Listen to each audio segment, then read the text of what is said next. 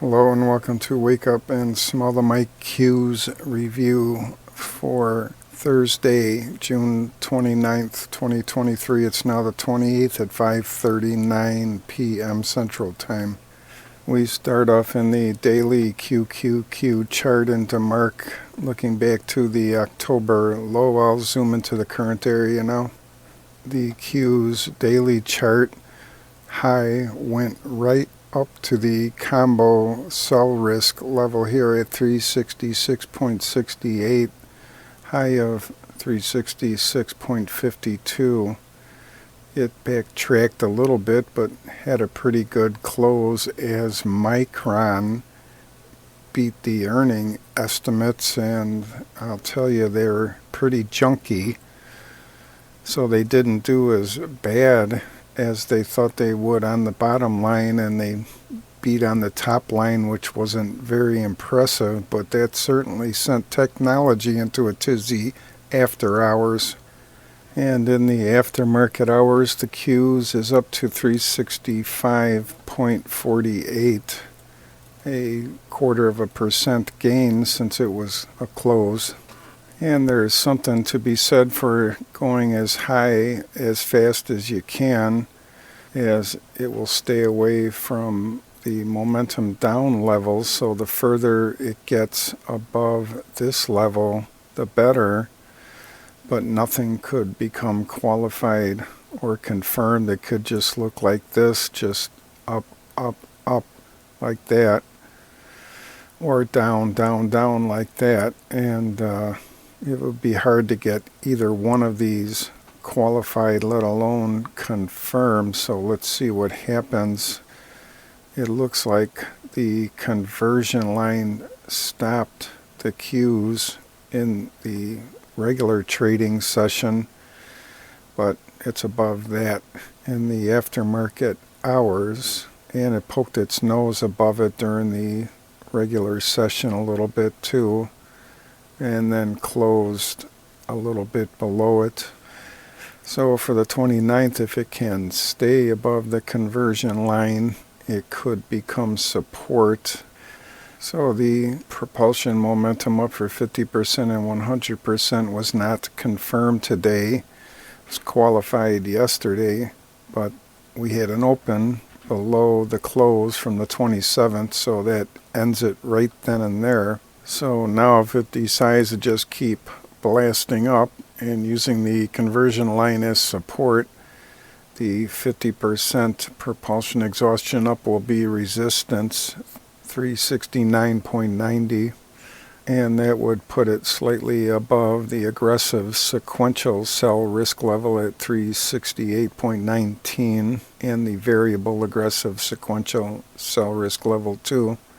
And then the next upside goal is the sequential disqualified sell risk level, and that's also a phantom sequential and variable sequential sell risk level 2, but the sequential is definitely more priority than the other ones. And if price decides to go south, there's the disqualified momentum down for 50% and 100%, so a close below that for end of day on the 29th will qualify those levels there. And REI gave the buy signal here by about 50 cents or so. So the REI negative 39.56, oversold negative 40, so it is above the oversold line. And REI gave a low risk up in return when it did that. And DM1 is still above its overbought line, and so is ROC. And the DMI plus in green is headed in the other direction than the DMI minus, so they're separating themselves nicely. And here's the XLK to QTEC relative performance ratio. The XLK is the cap weighted technology index, and the QTEC is the ETF that tracks the equal weighted NDXT technology index. So they have the same stocks inside of them. QTEC is equal weighted and XLK is cap weighted, with Apple number 1, Microsoft number 2, and Nvidia number 3. So I have been watching the two individually, and I've noticed that when semiconductors does really good, and they're the hot ones of the day, that the QTEC will outperform the XLK. And then when semiconductors aren't doing so well, then Microsoft and Apple, Google take over, and some of the other software companies and security companies too. And it could be a good pair trade if you're really nimble. So you can see starting in early May, the semiconductors went on a tear, and you could see that the XLK wasn't performing as good as the QTEC. And then these past few days, or more than a few days, the semiconductors haven't been doing all that good, and there's been some profit taking or of the likes of that. And the XLK stepped up to the plate and batted pretty good. And then it was semiconductors, and we have yet to see what happens tomorrow, but I imagine it will be semiconductors again, so I predict that this ratio will go down a little bit. It's at 1.173 now, and the bottom of the Andrews pitchfork would be the goal for that happening if you went long QTEC and short XLK, and then when it turns around, just get rid of that quickly and then go the other way, go long XLK and then QTEC short. So that's an idea if you've missed the boat on everything, and we're up in the nosebleed sections of the Qs, as you know. So something interesting to think about. So I tried it, and it works okay, but you really have to stay nimble, and you can make some money. The Texas Pacific Land Trust, TPL, looking back to July 2022, right before the huge ascent upwards.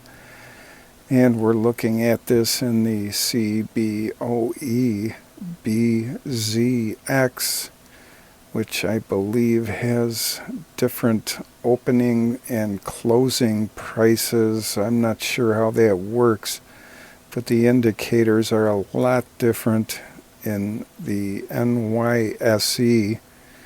We'll look at both, but this instrument is notoriously a low volume instrument, and we've been waiting for the last person to sell the last share before it goes up. And you can see on this stock chart, it's a 1 minute chart. So in the morning, there was many investors offloading, and then there was a little bit of buying during the day. You can see, look at that, 100, 300, back to 100. Here's one, another 550. Yeah, so really low liquidity. Look at the candles, don't even show up on the 1 minute chart.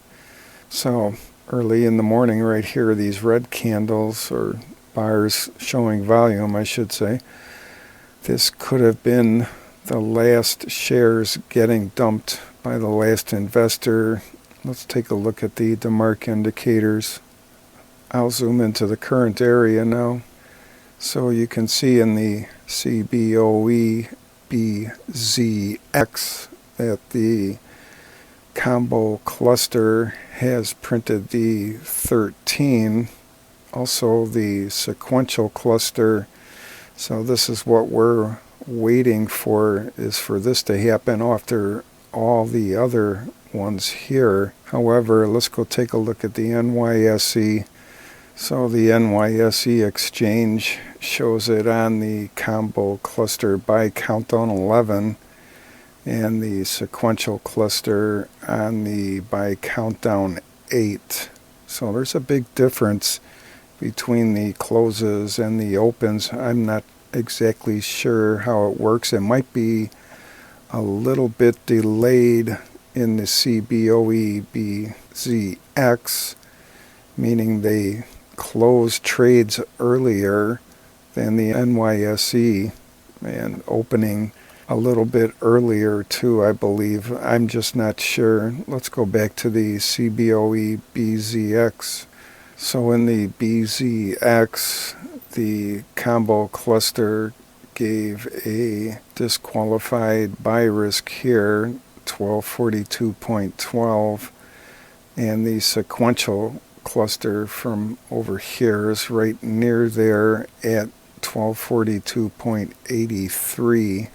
And right above it is the phantom sequential and the regular sequential, which carries more weight than all the other sequentials, and the variable sequential. So if you just look at this chart, you could say that's complete exhaustion of trend, and there was a price flip to the combo and sequential sell setup 1 count. And here's the overlap indicators. I'll zoom into this area now. And overlap 3 has given the buy signal. You can see it was printed here for today on the 28th. And then before that, there was a down close, and before that an up close, and before that a down close, and before that an up close. But we're really just concerned about these three here. And what I'm trying to point out by adding this bar is there was a lot of indecision and possible accumulation going on here, but not by much according to the volume. And this one here is the most recent low from this massive downtrend. So this is as low as it's gone in this downtrend, and you can see that before that there was a down close, then an up close, and then a down close. So this indication for a buy signal does not get any better than this for the overlap, and this is what I created it for. And the bid-ask ratio was so horrible during the day. I think the ask was at 13.19, and the bid was like at 12.89. I want to say it could have been 12.98. Either way, it's really quite a spread.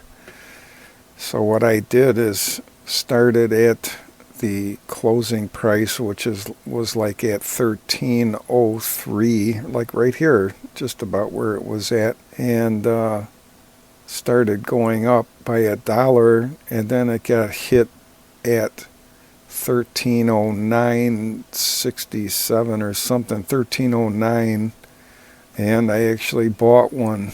So I did it, and I'll keep you posted on how it goes, or you can follow along on your own with TPL price.